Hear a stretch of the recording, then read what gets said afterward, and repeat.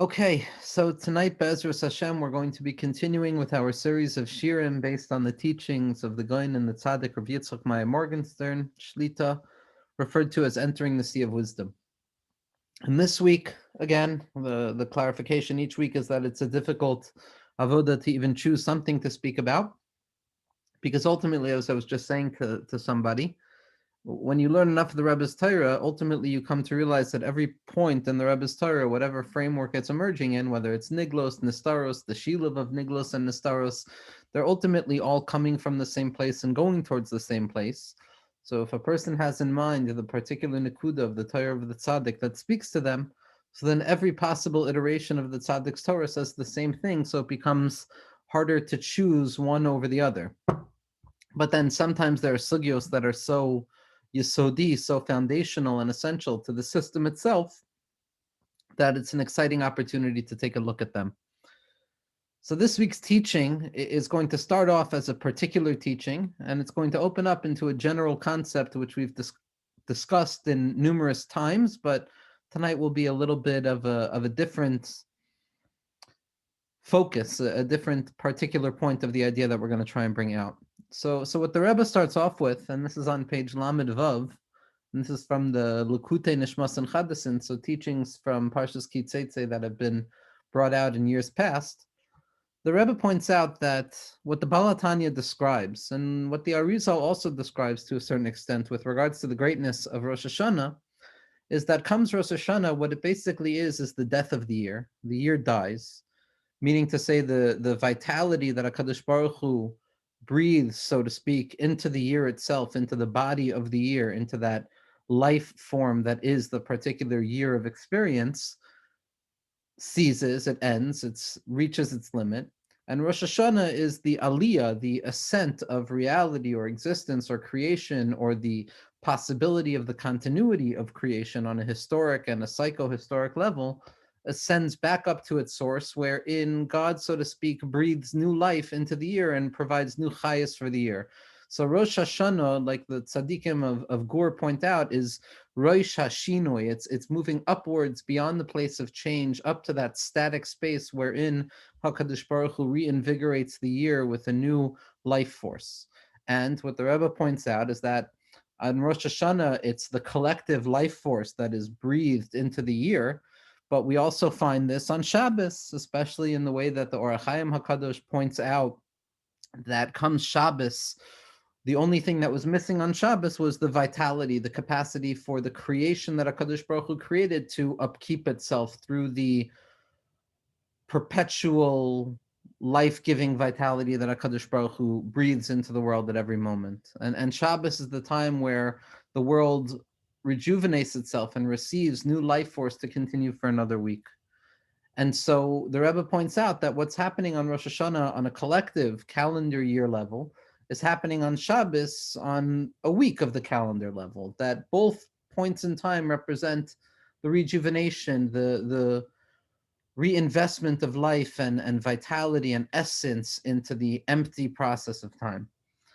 And what the Rebbe quotes, in the words of the Arizal, and this is something that becomes an essential nekuda in the teachings of the Rashash, of Rav Shalom Sharabi, with regards to the breakdown of the system that the Rashash works on, is that these two ideas of Shabbos and Yantif represent really two different ways of looking at the calendar year. There's something called Partzuf Hazmanim, and there's something called Partzuf Hayomim. There's the configuration of calendar dates of specific time periods of events, and there's the configuration of the days themselves.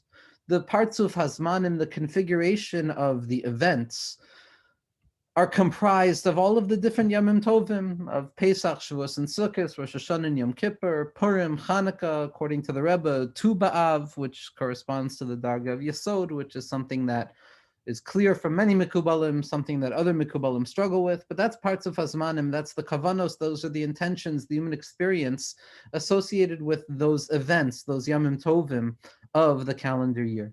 And then parts of Hayomim is the mundane form of time, the dead form of time on a certain level, which is the 6 days of the week and Shabbos and the different iterations of the different tefillos throughout each day.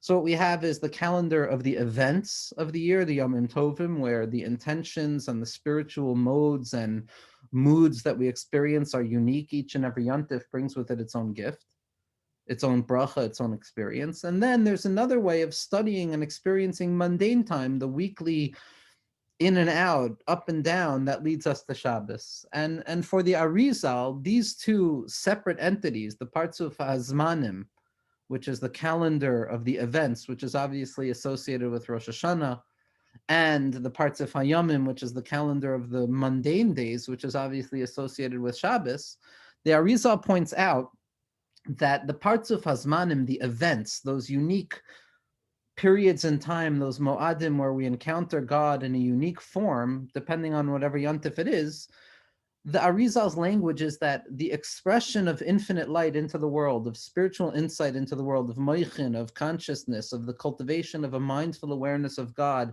through faith and trust in HaKadosh Baruch Hu, on the Yomim Tovim and the parts of Hazmanim, it spills down into the world like a tidal wave. Aruva sashamayim niftachim. There is just this unlimited expression and a gushing forth of the spiritual vitality and what that means for each and every individual.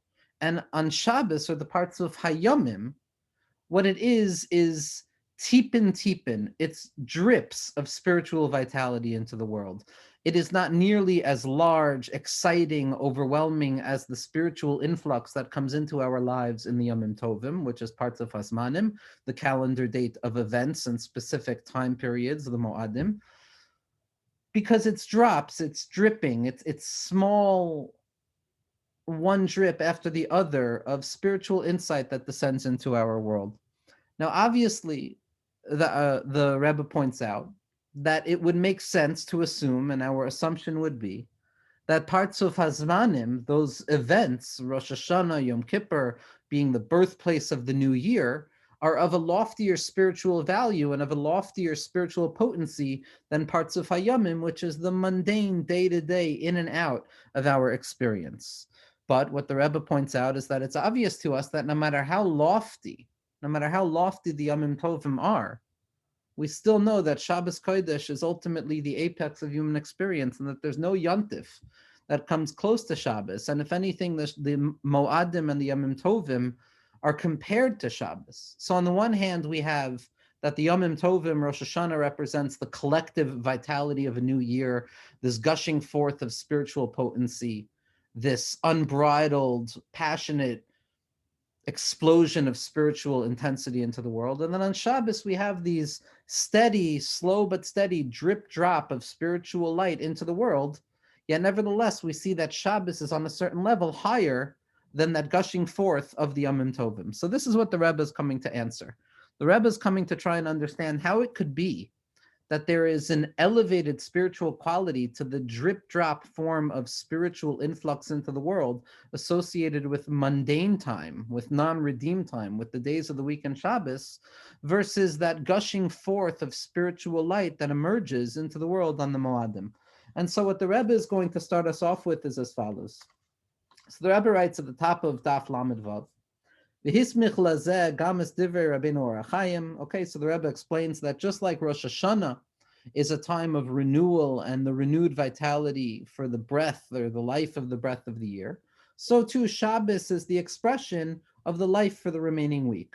Ubir al pi hayidua beKabbalah, and what the Rebbe explains, as is known according to Kabbalah, that there are two modes, two forms of vitality, of spiritual vitality, which descend into the existence of the world to infuse it with essence and meaning. And these two forms of vitality are the chayas hayoredes b'Shabbos kodesh, the vitality and the strength and the light that descends on Shabbos, which is the vitality of parts of Hayomim, of the configuration of the days, and that's the influx of spiritual intensity which comes down drip by drip by drip. And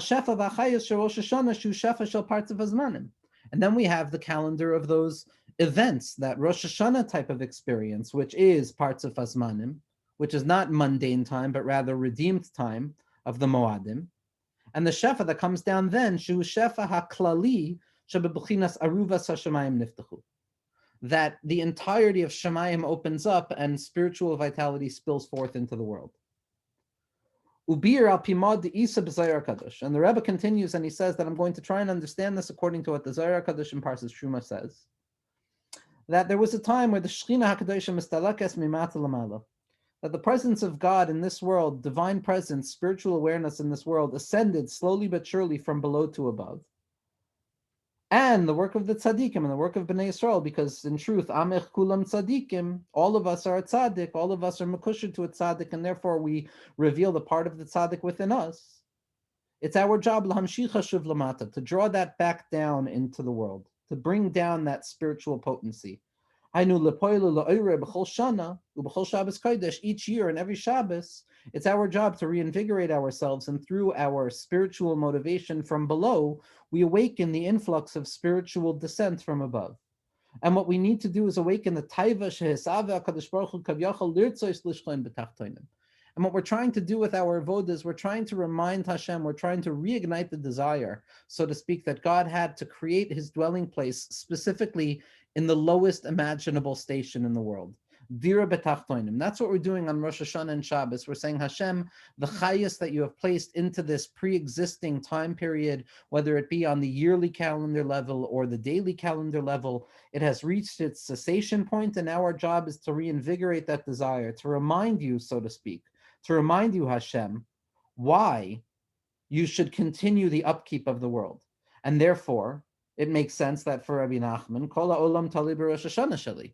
Just on a small parenthetical note, the big inyan of Rosh Hashanah, it's not simply to be in a specific place by a specific thing, but rather Rosh Hashanah is the apex, it's the center, it's the headquarters of the entire decision of what this world is going to look like for the upcoming year. And therefore, the big tzaddikim made a very big deal out of it. Why? Because the tzaddik is ma'ira b'chol shana mechadash Hashem yisbarach yirtz ba'olam.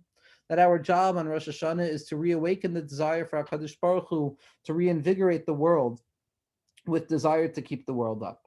So let's move forward to Os Mem Beis, where the Rebbe is going to ask us kasha. Again, the kasha is going to be, how could it be that Shabbos, which is of a higher level of Rosh Hashanah, it's a higher level of all Moadim, is considered a shefa, a vitality, a spiritual influx that is drip by drip by drip, a small measured amount, nothing overwhelming, which seems small and boring in comparison to the explosive nature of spirituality of the Moadim.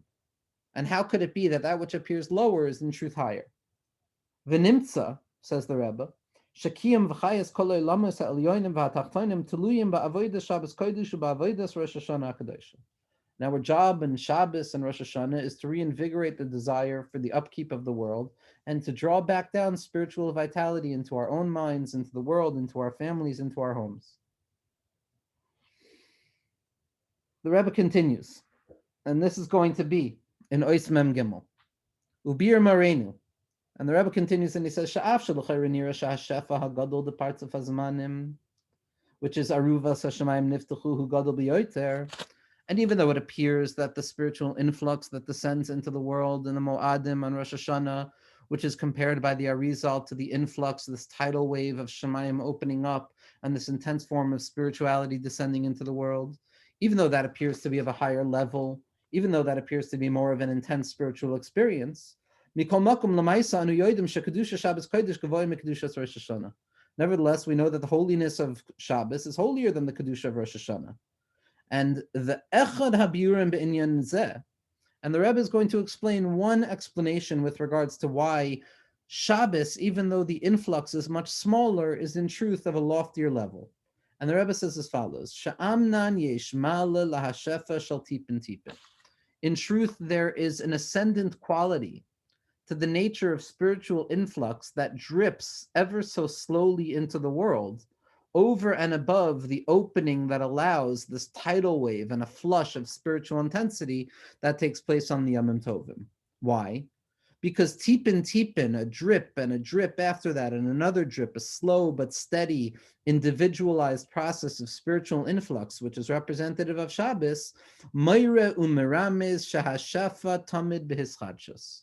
It points out the fact that, in spite of the fact that it's not one steady flow of spiritual light emerging into the world, it's drip after drip after drip after drip. And when one drop is done descending into the world, there's another drop that needs to come down. And yes, there's a distance and a pause between those two drops, to the point that it appears in between the two drops of spirituality as it descends, that perhaps, God forbid, there's a level of concealment, something that you don't find by the Aruvas Hashemayim Niftachu, by that unending flow of spirituality into the world. But the drip process, the drip drop process of spirituality points to the fact that it's always renewing itself. There's a sense of novelty. The spiritual vitality of yesterday is not the spiritual vitality of today. And the spiritual vitality of tomorrow is not the spirituality of today. That each and every day demands a renewal and a recentering and a refocus of what it means to be a Jew, of what it means to learn Torah, of what it means to be Makayim a particular mitzvah. And even if I did the same exact activity yesterday, nevertheless, because today is a new drop of spirituality that is apparently disconnected than the previous day's drop, so then each day provides itself with an aspect of hischadshus, with renewal, with a need for novelty, with a need for re-entering it and recommitting ourselves on a daily basis. Shemasigim tamid oid hasaga, that we're constantly and perpetually moving from one station of spiritual experience to another, one drop and then another drop and then another drop, and constantly moving forward. And what this ever-shifting, ever-changing, moment-to-moment spiritual investment into the world creates is the process of pleasure that emerges from the perpetual renewal of the experience. When something continues forever, when something goes on unending without any separation or interruption or distinction, so ultimately what happens is that spiritual influx grows boring because it's what is expected. It's specifically the stop and go process, the limit that is placed according to yesterday's spirituality versus today's spirituality. It's that perpetual renewal that creates the pleasure of novelty that emerges in the service of God, which is the aspect of Shabbos, which has a mitzvah of oneg. There's a mitzvah of oneg Shabbos. Why? Shemis angim al Hashem yisparach Shabbos sheshavas mimaisa yadav shalabriya b'sheshis mea maisa u'mechadesh atem mechadesh b'chol shavua mechadesh. The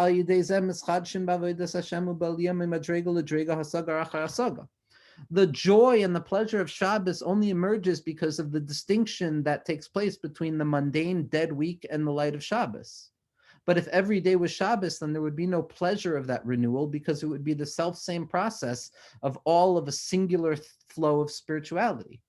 But Shabbos, because of the deep distinction between the darkness of Erev Shabbos and the light of Leil Shabbos, it creates the hischadshus hatainug, the fact that, oh my goodness, a moment ago I was stuck in darkness, now I'm experiencing light. That creates the tainug, that creates the pleasure of spiritual experience. And this is the aspect, zeh bechinas malas hazman, sheyesh b'hachaluka shel gimel tipin, that this is the elevated status of what it means to live within the confines of temporality, of time, which is predicated on the fact that that which took place in the past is no longer present, that which takes place in the future is not yet here, and that the present moment is simply a bridge between the ungraspable past and the impossible future. That zmaniyut, that living within time, that stop and go, drip drop nature of spiritual experience, and these three drips and those three drops, the Rebbe points out, are haya, hoy, v'viyah, past, present, and future. There's a maila to this because it's mechadesh b'chol eis asatainug. Every moment I can renew my pleasure because the pleasure I experienced before has died. I descend into a darkness, and then I have to renew my pleasure. And it's only the gap or the darkness or that vacant space between one moment pleasure and the next moment of pleasure that allows pleasure to renew itself perpetually, and it doesn't fall into stagnant stability, which grows boring. Masha'en came, the Rebbe says, Hashefa hayored ba'ofen shel riboy or, as opposed to the type of spiritual influx that descends into the world on the Yomim Tovim, which is a massive amount of light.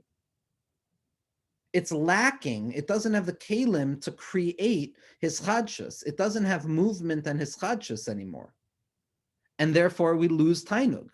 In the aspect of what the Baal Shem Tov said, that tainug tamidi eno tainug. Perpetual pleasure is no longer pleasurable because ultimately the pleasure grows boring and a person loses sight of its novelty.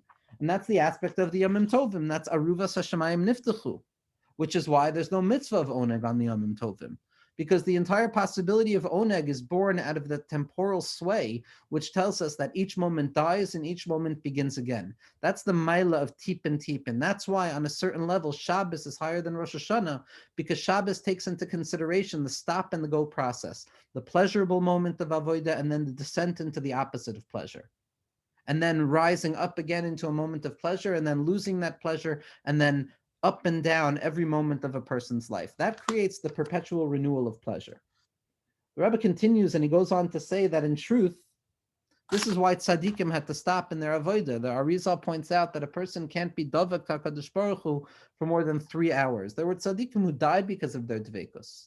But the question is, why does a tzaddik, why does a spiritually refined individual need to actually pause? Why is there a need for sleep and inhaling and deep breaths and engaging in mundane activity? It's all for the purpose of renewing the pleasure that comes about afterwards. That without the pause, without the temporal shift of past, present, and future, of tipin, of shifts in time and human experience, so then the tainug would grow stale and it would be an aspect of tainug tamidi eno tainug. And then the Rebbe continues and he says something incredible, that in truth, la'asid lavo, in the future, we're going to reach a point where both milos are going to be true. That we're going to be able to experience the perpetual pleasure of the Yomim Tovim, of Aruvos Hashemayim Niftachu, where there's not going to be any concealment or distortion. There's not going to be any need for a descent away from the level of pleasure that we're experiencing. Yet nevertheless, that entrance into that ever-present nature of spiritual power is not going to negate the possibility of perpetual renewal. So it will be a consistency of pleasure, yet a perpetual renewal as well. It's what the Rebbe refers to as tainug she'eno tamidi b'toich hatainug hatamidi. The non-perpetual pleasure within the perpetuality of pleasure, or the descent away from pleasure that remains pleasurable, that gives birth to the pleasure that we have in that infinite presence of pleasure. It's the reality that even though we're not being yoyred, even though I no longer have to descend into a place of concealment, nevertheless, in that space of fullness, I will be able to taste the taiva, the desire that can only come about by way of chisaron. But at this point, chisaron and shlemus are both serving the same purpose. That the light of the descent away from pleasure and the light of perpetual pleasure are both feeding into one another, so that the impossible could take place, which is that it's eternal pleasure, yet it's an eternal form of pleasure which still experiences the breakup that time creates of renewed pleasure. And this is what the Rebbe ends with, where he says that this is the Dargah of Shalim b'chatzi b'lashon Rabbeinu Avram Abulafia. This is something we've touched upon before. V'hainu sha'af she'isa bereisha Eitz HaChaim, that even though it's written in the beginning of Eitz Chaim, shelo asid lavu yisbatel hatzimtzum, that Hashem is going to be mevatel hatzimtzum, Hashem is going to be mevatel all concealment, Hashem is going to get rid of all constructs of time, of past, present, and future, of shifting moods and moments. V'yachzru l'kamo shehaya kodem habriya, and things are going to return and revert back to the way they were prior to creation. When the simple light of HaKadosh Baruch Hu in its infinitude fulfilled and subsumed the entirety of the void, which implies that there's going to be a destruction of time, which would imply a destruction of the perpetual renewal of pleasure. Yet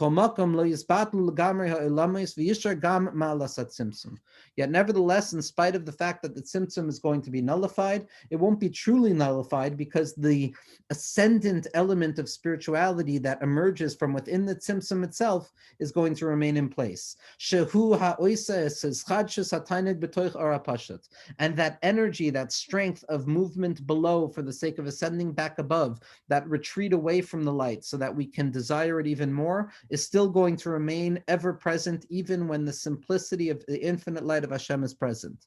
And this is the secret of the Tosefes Kishut, the adornment of perfection, which again, if we were to begin speaking about, we would spend years on this, right? Tosefes Kishut, the adornment of perfection that takes place within the simple light through the tzimtzum and the creation of the worlds, which are no longer a stira to the simplicity of the light, because simplicity and multiplicity now operate in unison, and difference remains within unity. It no longer separates unity, but rather it gives birth to a deeper form of unity.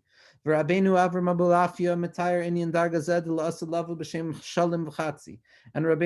Abulafia describes this status that will take place in the future, where we will fulfill ourselves with perpetual shlemus and perfection, yet we will not lose out on the joys and the pleasures of divine service that emerges from a place of lack. He refers to this as the secret of Shalim and Chatzi, of wholeness and brokenness at once. Hainu sha'afshi is Kubnei Yisrael ledarga sashalim, that even though the Jewish people are going to merit the status of perfection, which is dveikas b'Hashem yisparach l'lo hefsik, which is a connection and a mindful awareness of God without breaking, mikol makom yishar etzlam mailas achatzi, we're still going to hold on to the benefit that emerges from being a broken piece, which is the maila of the hischadshus v'ha'aliyah medarga l'darga b'chol eis v'tamid, that in spite of the fact that everything is perfect, we're still going to have that sense of imperfection, which forces us to make perfection even more perfect than it already is. And this is the aspect of the Talmidei Chachamim, who have no rest in this world and no rest in the next world, because even when they reach the apex of their status, they have to continue processing forward and forward. Again, there's far too much to try and unpack in a statement like this. These are ideas that the Rebbe has made more clear than I believe any tzaddik that has come before him or will come after him. But nevertheless, on a practical level, what this means, again, this is the idea that we've pushed so often, it's just another element of it on a more psychological level, that perfection is not the goal. Perfection that destroys the notion of imperfection is in fact the opposite of the spiritual goal, but rather what we're looking for is a perfection that makes room for imperfection. Because when perfection makes room for imperfection, what is revealed is that even imperfection is not a contradiction to perfection, but it's simply another iteration of perfection, revealing that both imperfection and perfection both bespeak the infinite presence of God, and not that there's, God forbid, a battle between the two, but that everything is contained within the spiritual experience. And if we can taste this prior to the future, what that means for us is that we can learn how to benefit from the temporal sway that we so often see as anxiety producing or difficult, as the fact that we can't hold on to emotions for too long. If we can arm ourselves with this redemptive form of thinking, then every moment in its brokenness and its imperfection and the aspect of tippin, of changes and limits and stop and goes, those become the very site of the depths of spiritual potency and experience, Be'ezus Hashem.